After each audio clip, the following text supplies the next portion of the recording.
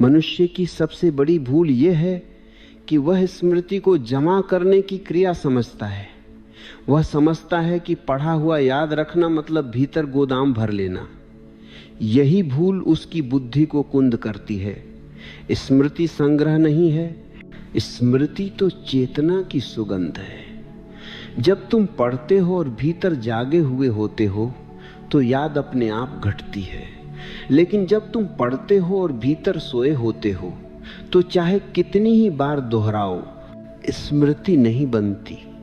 इसलिए पहला सूत्र यह है कि पढ़ना नहीं बदलना है, पढ़ते समय होना बदलना है। तुम पुस्तक खोलते हो, शब्दों से टकराते हो, लेकिन भीतर हजार आवाजें चल रही होती हैं। शरीर कुर्सी पर है, मन बाजार में है।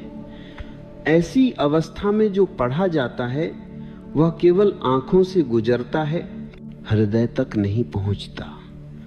और जो हृदय तक नहीं पहुंचा वह कभी स्मृति नहीं बन सकता। स्मृति हृदय की घटना है, मस्तिष्क की नहीं। मस्तिष्क तो केवल एक यंत्र है, रिकॉर्डिंग मशीन है। चेतना हृदय में उतरती है। इसीलिए पहला प्रयोग है साक्षी का। पढ़ने से पहले कुछ क्षण आंखें बंद करो, श्वास को देखो, भीतर उठती गिरती तरंगों को देखो। किसी से लड़ो मत, किसी को दबाओ मत, केवल देखो जैसे आकाश बादलों को देखता है। जब यह देखने की अवस्था बनती है तब पढ़ना आरंभ करो। तब शब्द शब्द नहीं रहते, अनुभव बनने लगते हैं, और अनुभव कभी भूलता नहीं। लोग कहते हैं हमारी याददाश्त कमजोर है। यह असत्य है। किसी की स्मृति कमजोर नहीं होती। स्मृति तो प्रकृति का उपहार है। कमजोर होती है तो केवल उपस्थित रहने की कला। तुम प्रेम में पड़े हो, तुम्हें कोई प्रेम का क्षण याद कराने की जरूरत नहीं पड़ती। वर्षों बाद भी वह क्षण जीवित रहता है। क्यों? क्योंकि उस क्षण तुम पूरे मौजूद थे। वही उपस्थिति पढ़ने में चाहिए। बुद्धि को तेज करने का अर्थ अधिक जानकारी इकट्ठी करना नहीं है। बुद्धि का अर्थ है देखने की तीक्ष्णता। बुद्धि चाकू की तरह है, जानकारी भोजन की तरह। तुम कितना भी भोजन जमा कर लो, अगर चाकू कुंद है तो काट नहीं पाओगे। लोग पुस्तकें इकट्ठी करते हैं, नोट्स बनाते हैं, रट्टा मारते हैं और कहते हैं बुद्धि नहीं बढ़ रही। बुद्धि कभी बढ़ती नहीं, बुद्धि जागती है। जब तुम शांत होते हो तब बुद्धि अपने आप प्रखर हो जाती है, क्योंकि बुद्धि और अशांति साथ नहीं रह सकती। अशांति में केवल चालाकी होती है, बुद्धि नहीं। चालाकी तर्क है, बुद्धि अंतर्दृष्टि है। तर्क जोड़ता है, बुद्धि सीधे देख लेती है। पढ़ा हुआ याद रखने का दूसरा सूत्र है धीमापन। आधुनिक मन जल्दी में है। जल्दी में स्मृति नहीं बनती, जल्दी में केवल सूचना गुजरती है। जब तुम धीरे पढ़ते हो तब शब्दों के बीच खाली जगह दिखाई देने लगती है। उसी खाली जगह में समझ उतरती है। समझ जहां उतरी वहीं स्मृति जन्म लेती है। धीरे पढ़ने का अर्थ ये नहीं कि तुम शब्दों को घसीटो। धीरे पढ़ने का अर्थ है कि तुम हर वाक्य को अपने भीतर गूंजने दो। वाक्य पढ़ा, रुके, भीतर देखा कि इसका स्वाद क्या है। अगर स्वाद नहीं आया, आगे मत बढ़ो। यह पढ़ना नहीं, ये ध्यान है। बुद्धि की क्षमता बढ़ाने का तीसरा सूत्र है प्रश्न। लेकिन प्रश्न ऐसा नहीं जो जवाब मांगता हो। प्रश्न ऐसा जो तुम्हें खोल दे। जब तुम पढ़ते हो और भीतर प्रश्न उठता है तब मन सक्रिय होता है। लेकिन उत्तर खोजने की जल्दी मत करो, प्रश्न को भीतर घूमने दो। प्रश्न बीज है, उत्तर उसका फूल है। बीज को जमीन चाहिए, समय चाहिए, धैर्य चाहिए। लोग उत्तर जल्दी चाहते हैं, इसलिए वे प्रश्न को मार देते हैं। प्रश्न को जिंदा रखो। जिंदा प्रश्न ही बुद्धि को तेज करता है। मृत उत्तर केवल अहंकार को तृप्त करता है। स्मृति के मार्ग में सबसे बड़ा शत्रु है भय। परीक्षा का भय, असफलता का भय, तुलना का भय। भय में मन सिकुड़ जाता है। सिकुड़े मन में कुछ ठहरता नहीं। इसलिए पढ़ते समय परिणाम को भूल जाओ। केवल पढ़ने में डूबो, परिणाम अपने आप आएगा। जब तुम परिणाम के लिए पढ़ते हो तब पढ़ना बोझ बन जाता है। बोझ कभी याद नहीं रहता। आनंद ही स्मृति का द्वार है। जो आनंद में किया गया वह भीतर अमिट छाप छोड़ता है। इसलिए पढ़ाई को तपस्या मत बनाओ, उत्सव बनाओ। बुद्धि बढ़ाने का एक गहरा रहस्य है मौन। रोज थोड़ी देर बिना किसी उद्देश्य के मौन में बैठो। कुछ न करो, कुछ सोचो मत, केवल रहो। यह मौन भीतर की धूल को बैठा देता है। जब धूल बैठ जाती है तब देखने की क्षमता बढ़ जाती है। वही देखने की क्षमता बुद्धि है। लोग कहते हैं हमारे पास समय नहीं। यह भी असत्य है। समय बहुत है, लेकिन हम बिखरे हुए हैं। बिखरे हुए मन में समय भी बिखर जाता है। केंद्रित मन में थोड़े समय में भी बहुत कुछ घट जाता है। स्मृति और बुद्धि का अंतिम सूत्र है अहंकार का विसर्जन। जब तुम जानते हो, ऐसा मान लेते हो, तब सीखना बंद हो जाता है। जो सीखना बंद करता है उसकी स्मृति सूखने लगती है। जो नहीं जानता मानकर चलता है उसकी बुद्धि हर क्षण नई रहती है। इसलिए शिष्य बने रहो, चाहे कितने ही ज्ञानी क्यों न हो जाओ। शिष्य होने का अर्थ है खुला रहना। खुला मन ही याद रख सकता है। बंद मन केवल बचाव करता है। याद रखना कोई तकनीक नहीं है, ये एक जीवन शैली है। जागरूक, शांत, आनंदित, प्रश्नपूर्ण जीवन। जब जीवन ऐसा होता है तब पढ़ा हुआ केवल याद नहीं रहता, वो तुम्हारा हिस्सा बन जाता है।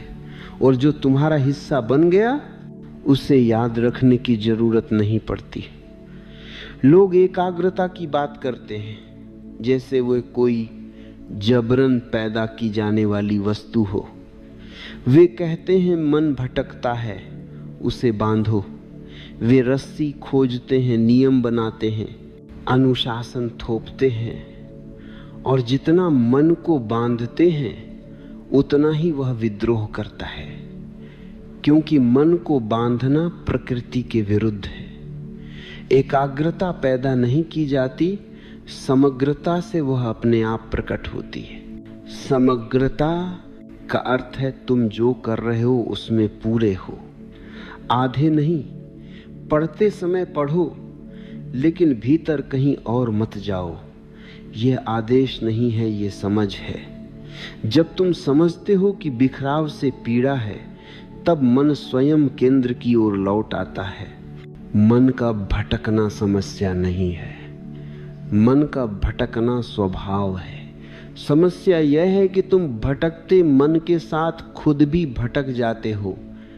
अगर मन भटक रहा है और तुम उसे देख रहे हो तो भटकाव धीरे धीरे कमजोर हो जाता है। देखने से ही क्रांति घटती है। पढ़ते समय अगर ध्यान टूटे तो झुंझलाओ मत। झुंझलाना दूसरी भूल है। बस देखो कि ध्यान टूटा, फिर लौट आओ। 1000 बार टूटे, 1000 बार लौट आओ। ये लौटना ही बुद्धि को मजबूत करता है। लोग पूछते हैं कितनी देर पढ़ें। ये गलत प्रश्न है। सही प्रश्न है किस गुणवत्ता से पढ़ें।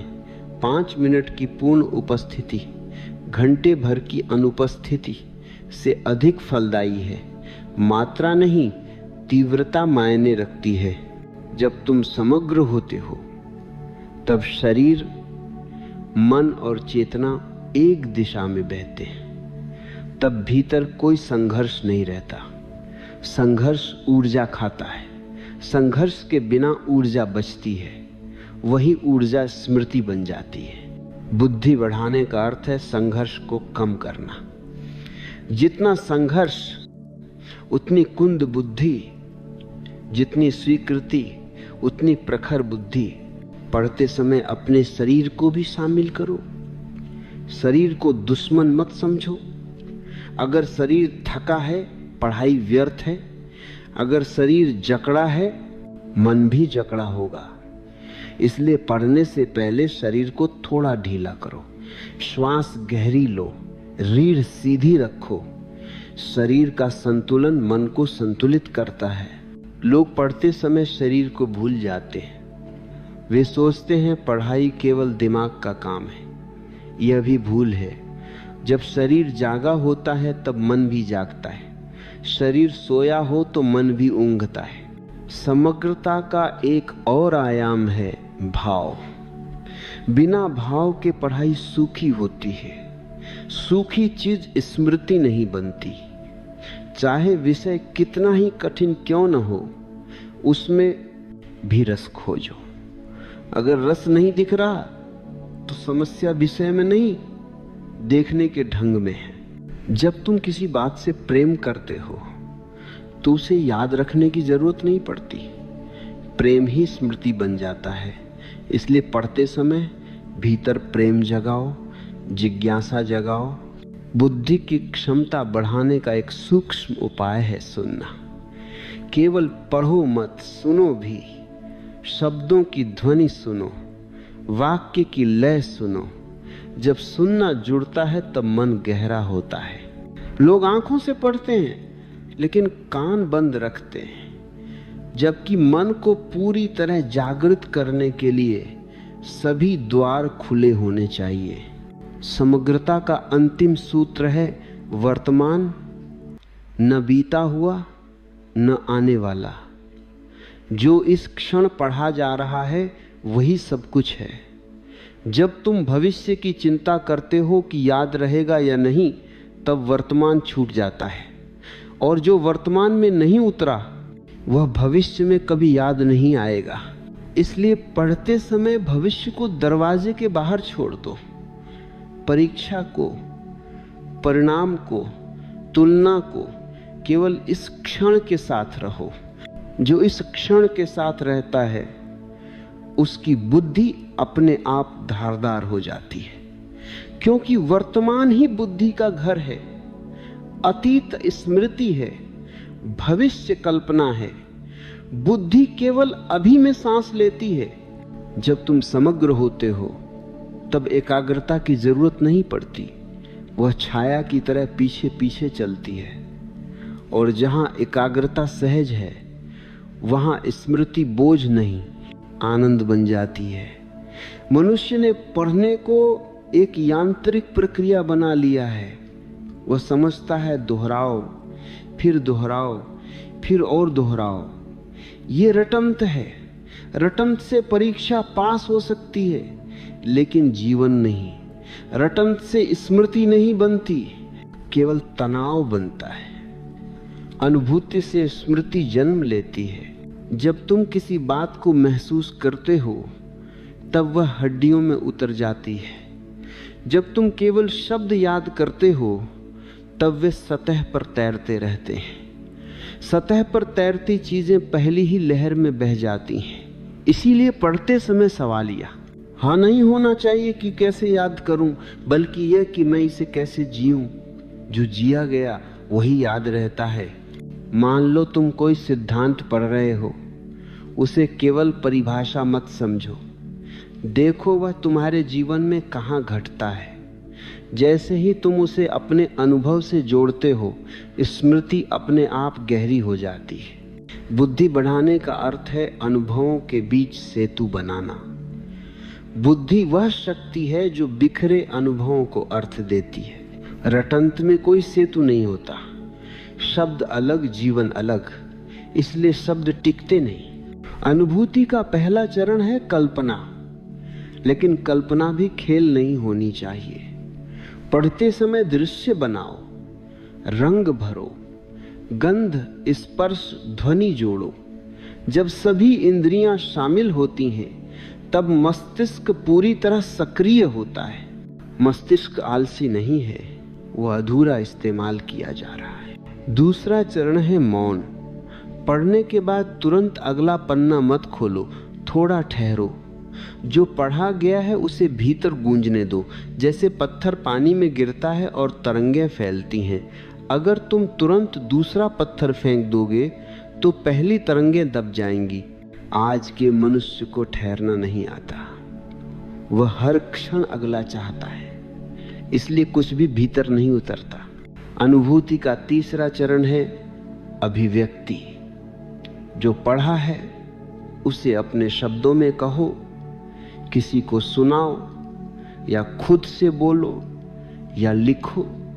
जब तुम अभिव्यक्त करते हो तब स्मृति की जड़ें और गहरी हो जाती हैं। लोग सोचते हैं दोहराना स्मृति है, नहीं, अभिव्यक्ति स्मृति है।